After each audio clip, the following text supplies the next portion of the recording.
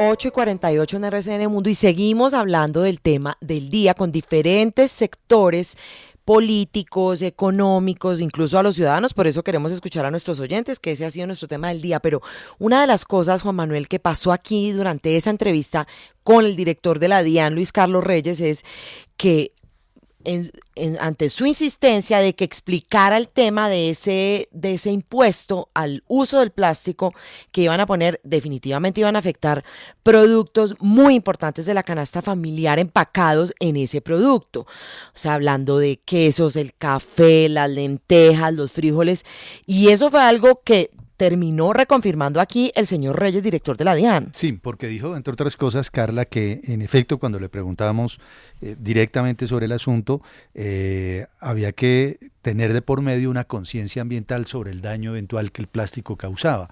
Luego, la respuesta es sí. Productos como los frijoles o las lentejas que los compramos empacados en plástico, por el impuesto al plástico, terminan directamente afectados. Grabados. Por eso saludamos a esta hora al presidente de Acoplásticos, el señor Daniel Mitchell. Buenos días, bienvenido a RCN Mundo, señor Mitchell. Gracias. Muy buenos días, muchas gracias.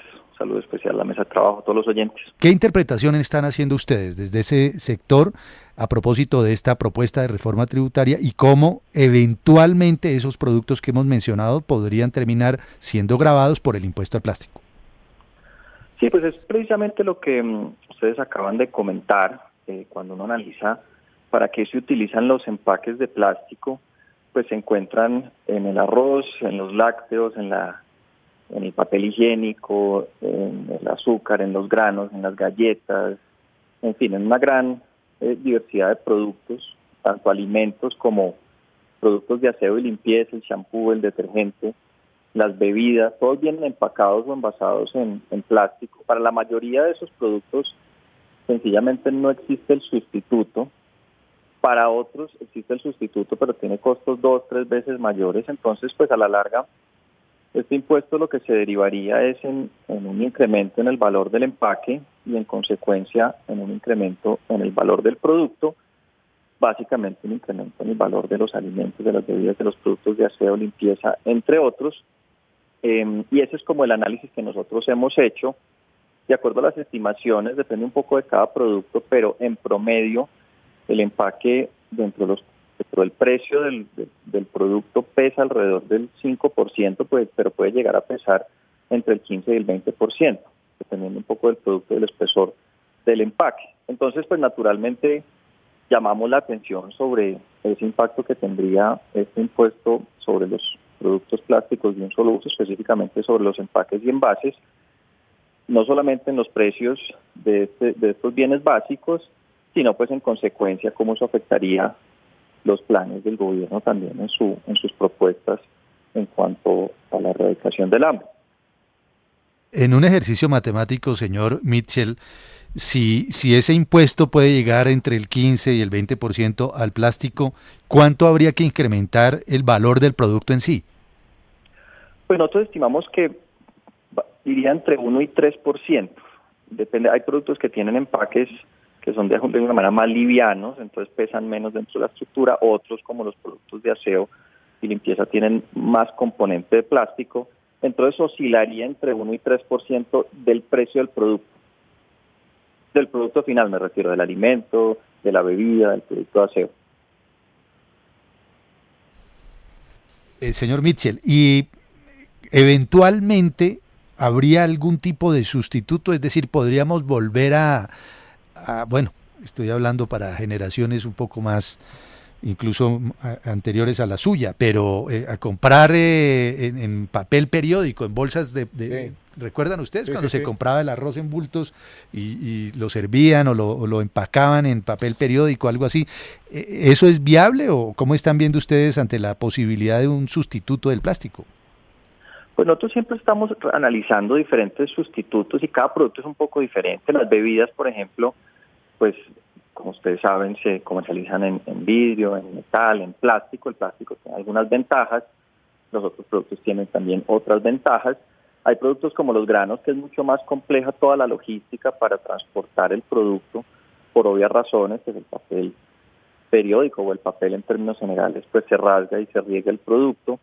El plástico por lo general es el material más económico también, si se compara con cualquiera de sus sustitutos. La mayoría de estos son 2-3 veces mayores en cuanto a su precio, entonces eso también desencadenaría en un incremento de precio.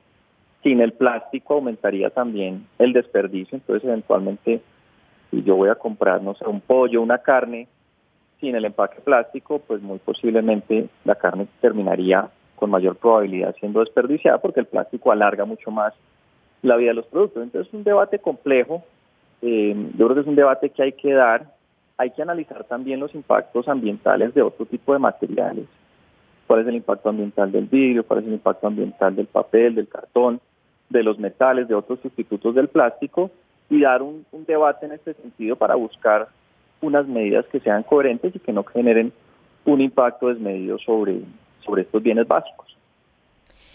Señor Mitchell, usted decía que dependiendo del peso de ese empaque, que hay productos que hay empaques que pesan más que otros, dependiendo de ese peso, el incremento en el valor del producto podría ser, si esto se da en esa reforma, este impuesto entre el 1 y el 3%. Para la tía Julia, que está escuchando en este momento de RCN Mundo, ¿nos podría dar un ejemplo de algún producto en su máximo valor? Es decir, ¿en cuánto podría aumentar un producto para ella, por ejemplo?